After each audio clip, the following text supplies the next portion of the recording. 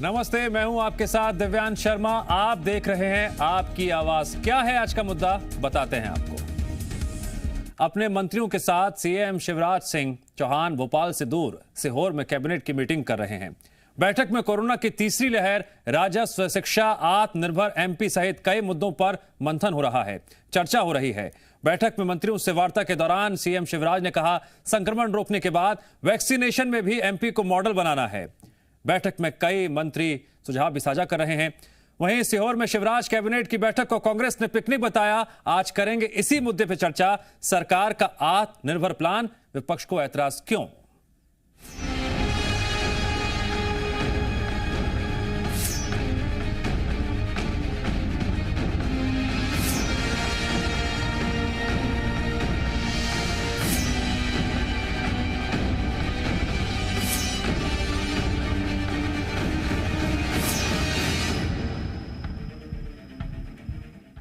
मध्य प्रदेश के विकास के रोडमैप पर सीएम शिवराज सिंह अपने मंत्रिमंडल के सहयोगियों के साथ अहम बैठक कर रहे हैं। इस कैबिनेट बैठक में सीएम शिवराज के सामने मंत्रियों ने कोरोना महामारी समेत कई मुद्दों पर अपने सुझाव भी साझा किए।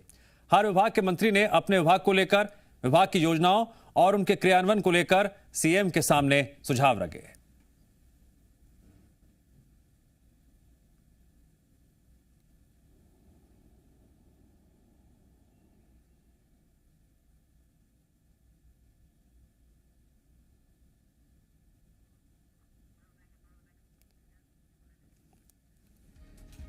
जी हां, इस बैठक के दौरान क्या क्या सुझाव दिए गए मंत्रियों की तरफ से, वो भी हम आपको लगातार जानकारी दे रहे हैं। आगे इस पर चर्चा भी करेंगे। इन सुझावों के मायने क्या हैं, इस वक्त सरकार के सामने क्या क्या चुनौतियां हैं। तीसरी लहर से निपटना है, अभी से तैयारियां दुरुस्त रखनी है। राजस्व का मुद्दा भी है, इसको लेकर भी सरकार के सामने एक बड़ी चुनौती है। और शिक्षा के क्षेत्र में भी आने वाले दिनों में कई तरह के बदलाव करने बेहद जरूरी होंगे।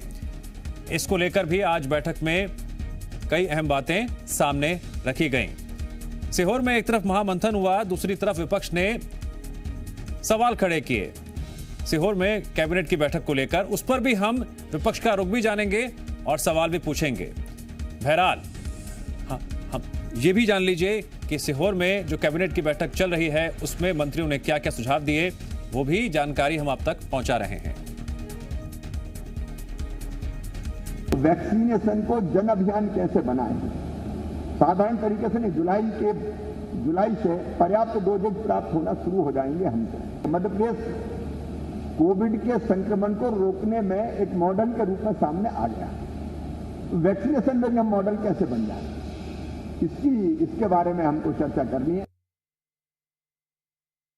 तो ऐसे जो शासन की योजनाएं हैं वो उनका ठीक से ट्रांसपेरेंट नीचे तक लाभ कैसे पहुंच सकता है, कोई ब्लॉकेज ना हो, उसमें लुब्रिकेशन कैसे हो सकता है। तो हम लोगों को एक निर्देश भी दिया है कि सिंहावलोकन बोलते हैं, आगे भी चलना लेकिन पीछे मुड़ के भी देखते जाना। ऐसी सिंहावलोकन की दृष्टि से आज ये बहुत महत्वपूर्ण बैठक हुई है। और आगे जो आने वाली संभावित जो कोरोना का तीसरा जो चरण है उसकी दृष्टि से डूज एंड डोंट क्या हो सकते, क्या करना क्या नहीं करना, कोरोना से संबंधित व्यवहार हमको कैसा करना है, वो लहर ना आने देने में मुस्तैदी से टिके रहे, ऐसे माननीय सीएम साहब ने उस विषय में भी लंबी। लोग लगवा तो रहे हैं लेकिन वैक्सीन की लगवाने की उनका उत्साह अधिक हो, इसके लिए 1, 2, 3 जुलाई को महा वैक्सीन टीकाकरण अभियान चलाया जाएगा।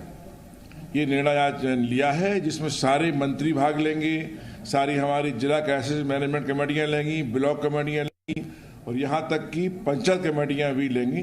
पूरे प्रदेश में मैं समझता हूँ देश में पहली बार इतना अधिक एक साथ में वैक्सीन लोगों को लगवाई जाएगी।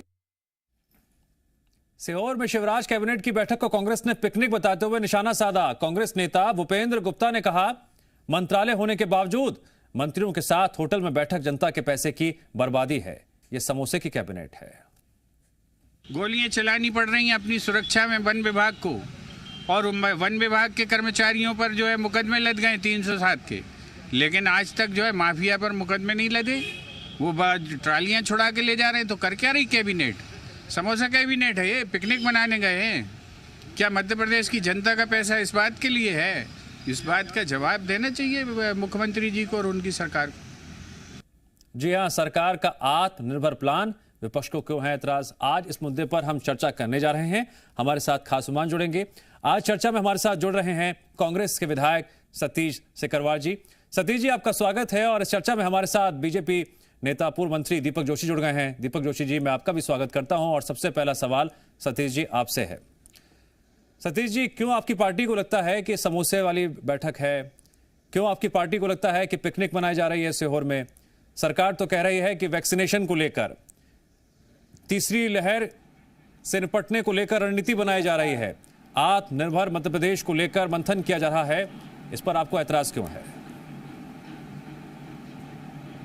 नहीं, हमें ऐतराज इस बात का है कि एक तरफ जनता कोरोना की महामारी से परेशान है, दूसरी तरफ महंगाई की मार है, और चौथी जो बात है, माननीय मुख्यमंत्री जी ने घोषणा की है कि जो कोरोना से जिनकी मौत हुई है उन्हें 1 लाख रुपए दिए जाएंगे, उनके बच्चों को निःशुल्क शिक्षा दी जाएगी, उनके आश्रितों को 2-2, 5-5 हज़ार की पेंशन दी जाएगी निराश्रित।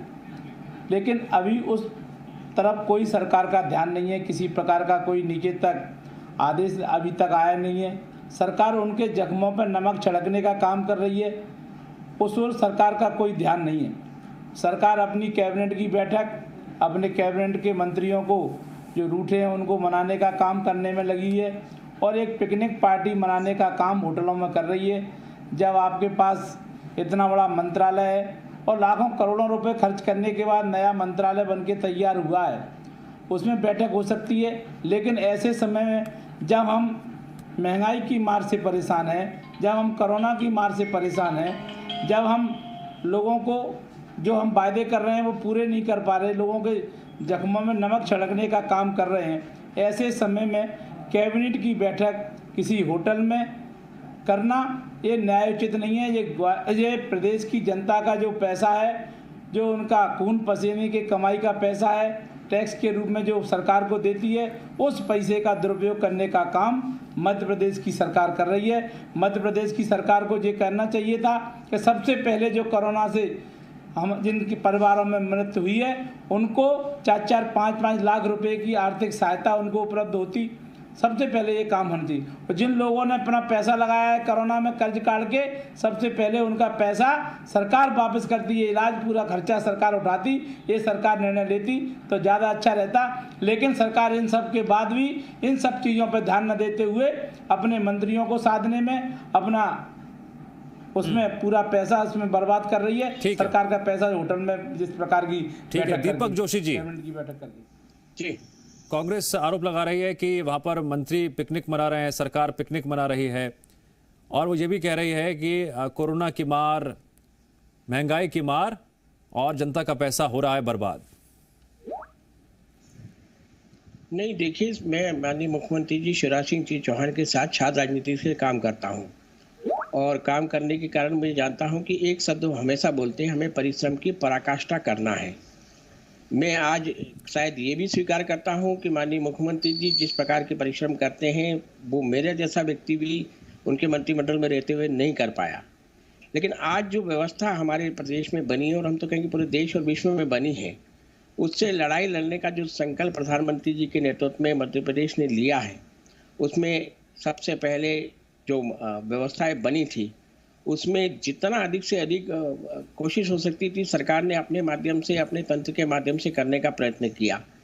सतीश जी कह रहे हैं कि लोगों को मदद करना चाहिए। मदद के लिए प्रारंभिक जो व्यवस्था बन सकती थी सरकार ने की है। चाहे प्रधानमंत्री जी ने कहा कि नवंबर तक अनाज मुक्त देंगे, माननीय मुख्यमंत्री जी ने कहा कि उन बच्चों को जो अनाथ हो गए उनको सरकार गोद लेगी, उनकी व्यवस्था सरकार करेगी, ये सब व्यवस्था करेगी। लेकिन आप सब जानते हैं कि इसके डॉक्यूमेंटेशन में थोड़ा सा समय लगता है, तो क्रियान्वयन करने के लिए जो व्यवस्था बन सकती थी सरकार बनाने का प्रयत्न कर रही है। अभी आपने अगर किसानों के लिए देखें तो किसानों के लिए एमएसपी की जो घोषणा की माननीय प्रधानमंत्री जी ने, वो भी कहीं ना कहीं किसान इस देश की हालत को देखते हुए उन्होंने कहीं करने का प्रयत्न किया है।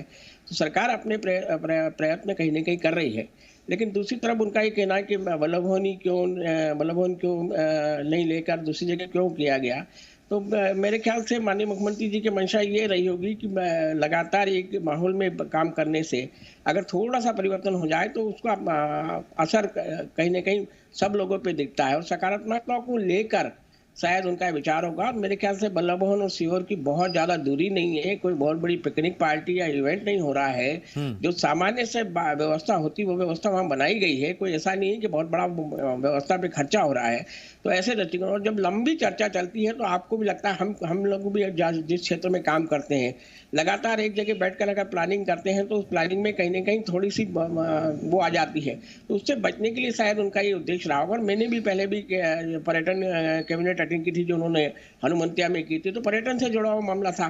तो कहीं ना कहीं अपने विचारों को मुक्त तरीके से शेयर करने का उन्होंने ये कारण रखा होगा कि हमारे मंत्रिमंडल के सभी सदस्य मुक्तता से इन विचारों को रखें और हो सकता है 1-to-1 भी उनका करने का वहाँ रहा होगा। वो स्वयं मेरे ख्याल से लंबे समय तक रुकेंगे, मंत्रिमंडल के साथियों से अलग अलग चर्चा करेंगे। तो ये कहीं ना कहीं नया रास्ता उन्होंने निकाला है।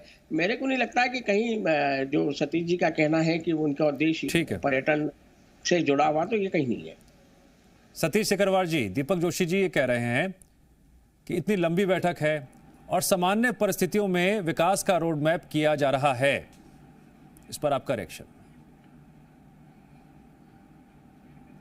नहीं, देखिए दीपक जी पार्टी के सिपाही हैं और उनको जो भी कहेंगे पार्टी की लाइन से कह के मर्यादा में रह गई। नहीं, लेकिन सतीश जी क्या इतनी बड़ी मैराथन बैठक कहीं और संभव थी? क्योंकि 1-to-1 चर्चा भी कर रहे हैं, विभागों से सिलसिलेवार तरीके से जानकारी भी ले रहे हैं। तो ऐतराज किस बात को लेकर है? डेस्टिनेशन को लेकर है, मुद्दों को लेकर है? बल्लभ भवन में उससे अच्छी बैठक हो सकती थी। बल्लभ भवन में अधिकारी बैठते हैं, वहीं पास में 1 मिनट में अगर किसी मंत्रालय से कोई संबंधित फाइल है तो वहाँ आ सकती थी, तत्काल आ सकती थी 10 मिनट के अंदर। बल्लभ भवन में ज़्यादा समीक्षा अच्छी हो सकती थी, लेकिन ये समीक्षा बैठक नहीं हो रही। ये अपना 2-2.5 महीने से जो बंद पड़े थे, ये नहीं घूम पा रहे थे, वो सैर सपाटे वाली बैठक है। केवल 2-2.5 महीने में इन्होंने एक जगह बैठ के बंद के रह गए तो अपने पिकनिक पार्टी मनाने का। सतीश जी जरा आप खुल के बताइए, आपको सैर सपाटा क्यों नजर आ रहा है? देखिए आरोप आप लगा रहे हैं, तो आरोपों के तहत क्या वो बातें आपको नजर आ रही है जिससे आप इसे सैर सपाटा करार दे रहे हैं? पैसा बर्बाद कर रहे हैं। सीहोर में जाएंगे तो वहाँ उनके विभागों के लोग आएंगे, सभी मंत्रिमंडल के मंत्री हैं, उनके विभागों के लोग अपनी गाड़ी डीजल पेट्रोल खड़के उनकी सेवा में आएंगे और दूर दराज से लोग उनकी सेवा में विभिन्न विभागों के जो मंत्री हैं उनके मंत्रियों के अधिकारी उनकी सेवा के लिए वहाँ होटल के बाहर खड़े रहेंगे। तो ये पैसा सरकार का होगा, समय बर्बाद होगा। अगर यही बैठक बल्लभ भवन में होती तो किसी को आने की आवश्यकता नहीं पड़ती। माननीय मंत्री जाते, मुख्यमंत्री जाते, वहाँ ज़्यादा अच्छी कैबिनेट की बैठक हो सकती थी, अच्छे निर्णय हो सकते थे। वहाँ भी माहौल बहुत अच्छा है, सब AC लगे हुए हैं वहाँ और अच्छी सब व्यवस्था है, गोल मेज बनी हुई है, वहाँ माइक है, सब कुछ है। वहाँ माइक लगाना पड़ा होगा, अलग से बैठक की व्यवस्था बनानी पड़ी होगी। यहाँ तो बनी बनाई व्यवस्था है। इस व्यवस्था को न मानते हुए वहाँ एक अपनी व्यवस्था बनाने के लिए गए हैं। इसमें सरकार का पैसा अपव्यय हो रहा है और ऐसे समय में जब हम परेशान हैं, जब हमें आवश्यकता है कि हमें अच्छे हॉस्पिटल बनाएं, ऐसे आवश्यकता है हम जो कोरोना पीड़ित है परिवार उनकी मदद करें, उसकी मदद के बजाय अपने सैर सपाटे में और अपने खुद के लिए पैसा खर्च करने नहीं, अगर ये सैर सपाटा है सतीश जी आपके मुताबिक, कर रही है तो मंत्री जी तमाम जो मंत्री हैं जो सुझाव दे रहे हैं फिर उसके मायने क्या हैं? देखिए ये कोई मायने नहीं है, ये तो एक बहाना है कि उन्होंने मंत्रिमंडल की बैठक के बहाने वहाँ लोगों को बुलाकर वहाँ केवल अपनी पिकनिक मना रहे हैं, सब लोग अपनी चर्चा अनौपचारिक कर रहे हैं। अगर उनको यही निर्णय लेने थे तो यहाँ अच्छी बैठक हो सकती है। ठीक है दीपक जोशी जी, भोजन अपने घर पे सतीश जी एक बार नहीं बल्कि बार बार यही सवाल उठा रहे हैं कि सीहोर क्यों, बल्लभ भवन क्यों नहीं? नहीं, मैंने पहले भी कहा कि बल्लभ भवन में लगातार काम करने से, जहां हम लोग काम करते हैं वहां कहीं न कहीं काम करने में एक हमको असहजता महसूस होती है। लेकिन एक नई जगह पे नई बातों को लेकर खास करके जो करने से असहजता महसूस होगी, दूसरे दल में आ जाओ। सतीश जी वो बात की बात है। मैं अभी माननीय शर्मा जी का जवाब दे रहा हूँ कि उन्होंने जैसे कहा कि कहीं न कहीं लगातार एक प्रकार का काम करने से कोई नया आइडिया, कोई नया विचार नई जगह पे आता है तो उसमें कहीं ना कहीं सरलता होती है। और दूसरा बैठक का जो मेन एजेंडा है वो आत्मनिर्भर मध्य प्रदेश है, कोरोना के तीसरे कार्य उसको रोकने का है। तो ऐसे दृष्टिकोण में विभागों का समन्वय बनाते हुए, क्योंकि वहाँ जैसे सतीश जी ने कहा कि अधिकारियों का जमावड़ा होगा, अधिकारी का बलवन में तो सहज रूप से सारा डिपार्टमेंट रहता है, लेकिन वहाँ तो जिला स्तर के अधिकारी ही होंगे क्योंकि जिला केंद्र है सीहोर। इसके अलावा जो अधिकारी जिनकी उपयोगिता होगी वही अधिकारी वहाँ पहुंचे होंगे। लेकिन मैंने जैसे कहा कि माननीय मुख्यमंत्री जी हमेशा परिश्रम की पराकाष्ठा इस शब्द का उपयोग करते हैं, और शायद उनको लगा कि मैं तो 10 घंटे 12 घंटे 15 घंटे सारा काम कहीं ना कहीं कर लूंगा, लेकिन मेरे मंत्रिमंडल के साथियों को अपने विचारों का आदान प्रदान करने के लिए एक मौका कहीं ना कहीं ऐसी जगह पे दिया जाए जहां आसानी से कर सकते हैं। बहुत से विभागों का समन्वय बनना हो सकता है। दीपक जोशी जी, इस वक्त मध्य प्रदेश के सामने जो चुनौतियां हैं दूसरी लहर से निपटने के बाद, क्या इन चुनौतियों से सीहोर में हुई कैबिनेट की बैठक से पार पाया जा सकेगा? जिस तरह से आज मंथन हुआ है, चर्चा हुई है और सभी मंत्रियों के साथ खुद मुख्यमंत्री शिवराज सिंह चौहान ने चर्चा की है और सुझाव भी लिए हैं। नहीं, देखिए मध्य प्रदेश को आत्मनिर्भर मध्य प्रदेश का रोड मैप भी कहीं ना कहीं लगातार मुख्यमंत्री जी तैयार कर रहे हैं, और कोरोना के तीसरे चरण को रोकने का भी। अभी जैसा कि पहले बताया गया कि ये 2 बातों को लेकर मुख्यतः विषय इस बैठक का एजेंडा है, जैसा अरविंद भदौरिया जी को मैं सुन रहा था। तो मुझे लगता है कि निश्चित रूप से मध्य प्रदेश के मुख्यमंत्री जी के नेतृत्व में कोरोना के तीसरे चरण को रोकने के लिए और आत्मनिर्भर मध्य प्रदेश, क्योंकि आगामी मध्य प्रदेश को खड़ा भी करना है, हमको यहाँ रुकना नहीं, मध्य प्रदेश को आगे भी बढ़ाना। जिस तेजी से मध्य प्रदेश आगे बढ़ रहा था, आत्मनिर्भरता को प्राप्त भी करना है, उसको लेकर कहीं ना कहीं ये मीटिंग एक मील का पत्थर साबित होगी। और निश्चित रूप से हमारे मुख्यमंत्री जी के नेतृत्व में, प्रधानमंत्री जी के विश्वास पर हम मध्य प्रदेश को जो स्वर्णिम मध्य प्रदेश बनाना चाहते थे, उसमें कहीं ना कहीं ये बात कारगर रूप से साबित होगी। ठीक है, सतीश सिकरवार जी, फाइनल आपसे आखिरी सवाल यही है, क्या इस मुद्दे पे आपकी पार्टी सिर्फ सियासत देख रही है या फिर एक उम्मीद भी जाहिर कर रही है कि कम से कम आत्मनिर्भर मध्य प्रदेश और तमाम जो दिक्कतें इस वक्त मध्य प्रदेश के सामने है, शिक्षा के क्षेत्र में, राजस्व के लिहाज से या फिर तीसरी लहर से निपटने की रणनीति, कुछ कारगर फैसले भी इस बैठक पे लिए जाएंगे? पूरी प्रदेश की जनता चाहती है कि आत्मनिर्भर मध्य प्रदेश बने। पूरा प्रदेश चाहता है कि तीसरी लहर को रोका जाए, लेकिन न तो ये दूसरी लहर को रोक पाए।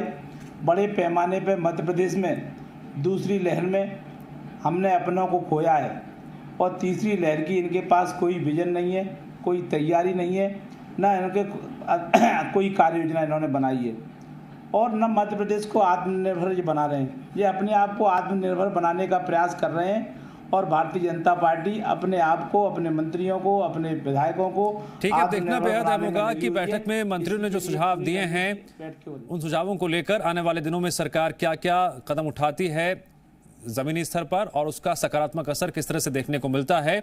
और दूसरी तरफ सियासतदान भी इस मामले को लेकर किस तरह से विपक्ष की भूमिका निभाते हुए क्या क्या सवाल पूछते हैं सरकार से। सतीश सिकरवार जी और दीपक जोशी जी, इस चर्चा में जुड़ने के लिए आज आपका शुक्रिया। और फिलहाल वक्त है ब्रेक का।